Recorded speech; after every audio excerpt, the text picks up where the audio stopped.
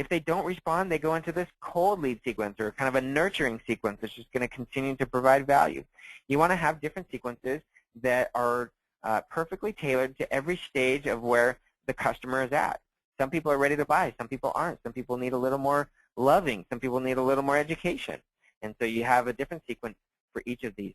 And, of course, your weekly newsletter can still be a valuable follow-up and nurturing piece, or your monthly newsletter, or however you want to call it. Your new customer sequence, don't forget about your customers.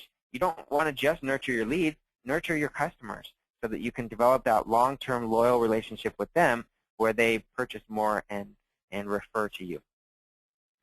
Customer satisfaction sequence is another way to use email autoresponders to deliver that type of a sequence. Maybe you've got a customer satisfaction survey, and when people are not satisfied, you want to put them into a customer satisfaction sequence that delivers them what they need to be turned into a happy customer. Event follow-up. So you guys all signed up for this webinar. Hopefully you got some follow-up emails reminding you to come. And then if you have an event, you might want to do post-event follow-up as well. All of these things are utilized to nurture that relationship, let people know that you care about them, you're wondering how they're doing, you want to provide value to them, and it's timely and it's relevant based on what they've recently done with you. All right, once you've nurtured that relationship, eventually the time is right for them, and you need to have strategies in place for converting sales. Now, if you are an organization that uses sales reps, and you're relying solely on your sales reps, I would argue that you'll never achieve the sales your organization is capable of if you're relying solely on them to convert the sales. Okay? The reason is sales reps are good at one thing and one thing only, and that is selling. Okay? But they're not great at all the follow-up communications. They're not great at tracking all the little aspects of every deal so that everything happens smoothly. And so what you want to do is automate the sales stage communications. You want to make it so that when a sales rep talks to a new lead and they put them into the prospecting stage or the demo stage or the closing stage, the appropriate follow-up is automatically happening so that the rep doesn't have to sit there and type out the same emails all day long, because every person that goes into the prospecting stage, or the majority of the people that go into the prospecting stage, are going to need a similar type of follow-up email from the rep. So why not use autoresponder technology that the rep can just put them into so that that email or that series of emails is sent out automatically.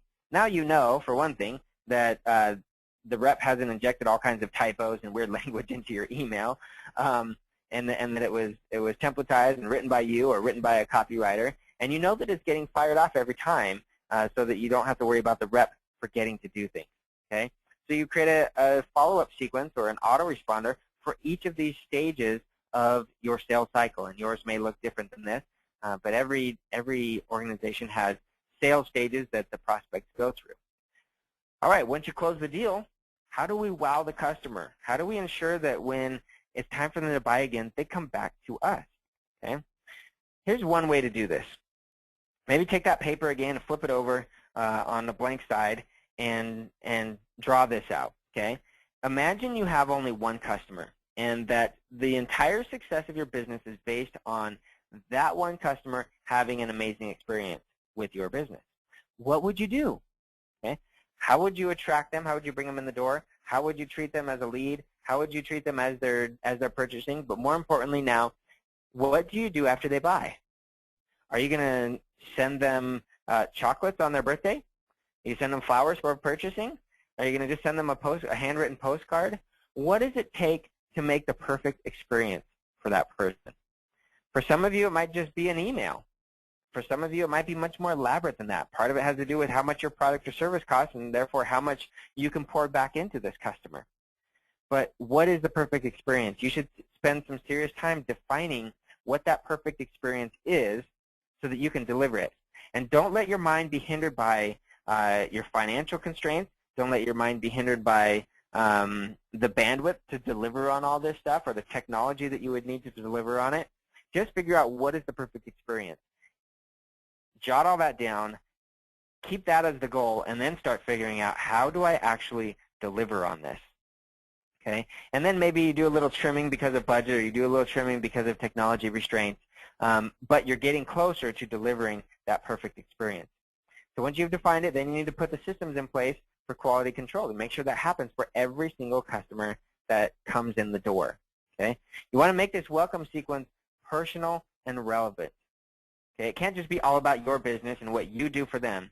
It should be all about the customer and all about their needs and their desires and the problems they're trying to solve. Okay? At the end of that welcome sequence, it's a really nice idea to include a customer satisfaction survey where you can do a survey and offer a bonus for completing the survey, and then those people who are not happy go into that customer satisfaction survey. Those that are happy, that's a perfect time to ask for referrals and upsells and those types of things. Okay, so let's talk about that. Let's talk about upsell strategies. During the checkout, we're all used to this. You go to McDonald's and you purchase your hamburger. And I was going to ask you, hey, would you like fries with that? Right? It is a very simple way to do upsells. It makes sense. It's a complementary product. Okay? So if you have a product or a service that you're selling and you currently are not asking for an upsell every single time, you're missing out on revenue. Okay? There's likely to be a complementary product or service that fits hand in hand with what you're selling, and you could just throw that in there, and 50% of the time you might have people taking you up on it, and that's easy revenue in your pocket. Okay? Don't forget also about the post-purchase upsell. On the internet, we call this the one-click upsell, right? They check out, they land on the success page. Hey, stop, you're almost done. If you want, you can get this additional product at a discount. Just click here to add it to your order. These people are already hot. They've got their wallets out. They just purchased. They're in the mentality of purchasing stuff. Take advantage of that. Not to take advantage of them, but in a way that you can provide additional value to them, in a way that you can help them solve additional problems, and they're happy to pay you for it. Then there's the happy customer upsell. We talked about sending out that customer satisfaction survey. Well, if they come back and they say, hey, I'm totally stoked about what you're doing for me, perfect time to say, hey, great, we have additional products or services for you. Okay? Product-specific upsells and refills. I didn't come up with a great example here. I was thinking, what if I owned an ink store that sells ink for printers? Someone comes in to buy ink. Well, I would want to put them on an automatic ink delivery service. Hey, you're going to run out of ink again. There's no sense in you having to drive back to our store and buy again. Why don't we just send you an ink refill every other month? Just sign up here. It's going to be $19.95 a month. Okay, that type of thing. What about product-specific cross-sells? Well, if I'm selling ink, they got to be putting that ink on something, so I may as well sell the paper as well. Okay, you get the idea. How about referral strategies? It's really important to understand that people are actually much more altruistic than we think. Okay, they don't want it just all for them. So if you go to someone and you say, hey, I'll give you $100 if you refer a friend, that's not near as good as saying, hey, I'll give you $50 and I'll give your friend $50. They want to help out their friend. And part of this goes into the aspect of understanding that for referrals, for referral strategy, it's really less about compensation and more about reputation. Okay? You want to be the person that goes to your friends and say, hey, man, I can get you the hookup. I can get you 10% off over at this company. Just mention my name or just give them this coupon code or whatever. That makes you feel good, right? That's building your reputation. You're the hookup guy, right?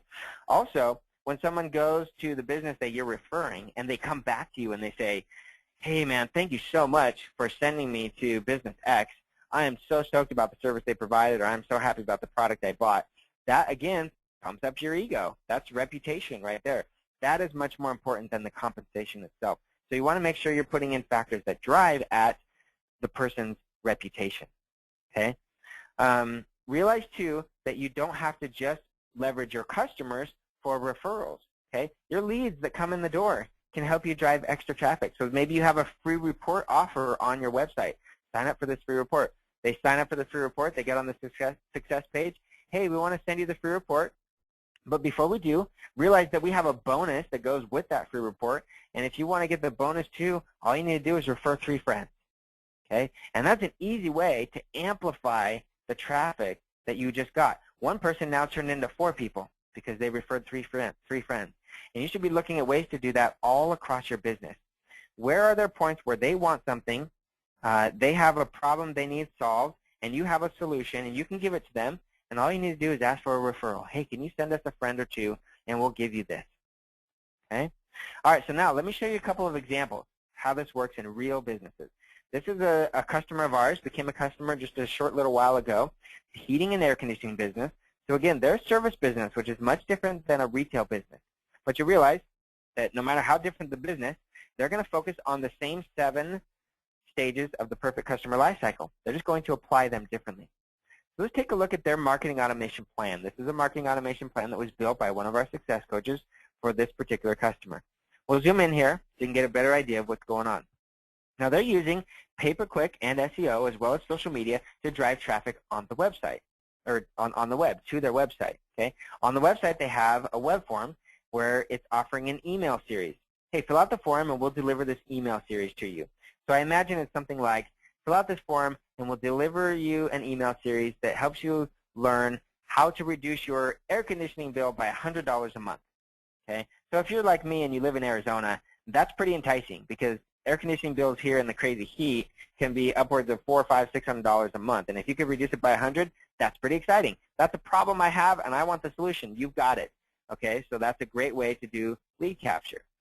They fill out that form and they get automatically put into this autoresponder, or as we call them, follow-up sequences. This follow-up sequence is an email series that's going to deliver that valuable information that the person wants. They also go to trade shows and collect leads there. When they bring those leads home, they send them a double opt-in email. If the person clicks on the opt-in email saying, yeah, I want your email series, they will go into that email series. And then there's other people that just call in. And so someone at the office manually enters their information, and then they get handled appropriately as well. Okay, so the follow-up sequence, the whole goal is to get them interested, and when they show interest by clicking on a link or responding in some way, then a sales rep is going to call them. If they're not interested, again, they get handled appropriately. No sense continuing to try and sell them if they're not interested, so let's put them in the long-term nurture sequence so we can continue to build that relationship. Now, when the sales rep calls them, their goal is to set an appointment. And so may as well try and automate some of this work. Instead of that sales rep then having to remember, oh, I got to call Johnny back tomorrow because his appointment's the next day, and I need to remind him of that appointment, and I need to remind the service technician, et cetera, et cetera. Use an autoresponder, right? Use a reminder sequence to automatically remind the prospect, remind the service technician, et cetera, okay? That appointment happens, and then they're maybe going to schedule another appointment for installation and payment, right? So again, use the reminder sequence. We're trying to automate and systematize the entire process so that you can deliver that perfect customer experience so that no lead, no customer falls through the cracks. Okay? Once installation and payment happens, they're a new customer. Let's put them into that new customer welcome sequence. In this case, they call it a post-install sequence. Again, this could be a welcome call from the office saying, hey, glad you're a customer. Thanks for coming on board, et cetera. It could be a series of emails. It could be postcards. It could be all kinds of different things being delivered in an automated sequence to ensure that the experience is amazing for that customer. Eventually, they get automatically sent a customer satisfaction survey by email. If they're satisfied, they end up in a campaign to request testimonials and referrals. If they're not satisfied, we're going to put them in this customer service campaign. In this particular business, it's probably a service representative giving them a call wondering, hey, we noticed that you weren't happy with our service. Can you tell us what went wrong? How can we make it better? In another business, you might do that all through email. Okay, so that's their business. Let's look at an online retail business. Entirely different business model, but same exact 7 stages. And you'll see that some of the strategy is actually similar. It's just implemented differently. So here's their perfect customer lifecycle or their marketing automation plan. You'll notice that they don't do any offline advertising. They don't go to trade shows. They don't do any of that stuff. They just do it all on the web. They want a low-touch retail business on the web. So they're using pay-per-click and SEO to drive traffic to the website. Again, they have a web form where they're capturing leads deliberately right there on the home page. Hey, fill out this form, 7 traps to avoid buying knockoff watches. I didn't tell you much about this business. It's a business that sells high-end wooden watches. And so, one concern of someone buying a high-end watch where they're going to shell out a lot of money is, am I buying a knockoff? Is this thing going to last? What's the quality control on these things? And so you address all those issues